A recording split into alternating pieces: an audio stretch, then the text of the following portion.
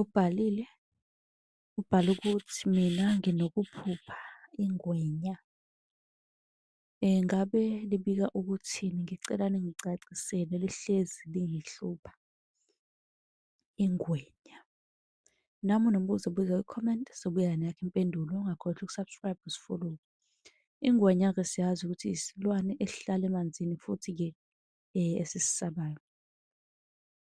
Lapho-ke kusuke kukhona idlozi elingenayo elinzima elinamandla. Okusho ukuthi wena khona amandla onawo. Ungenwa nje idlozi lokhokho basemanzini, kuzomele-ke ukusukumele futhi nalokho. Ngoba uma ube nephupho abadala abathandi ukuthi ukuzibe. Uma bekuchazela abachaza amaphupho ebese wena uyaziba, kujwayeleke ukuthi-ke ube namabhadi. Ngakho-ke kumele ulandele lokhu okuthiwa-ke kulandele.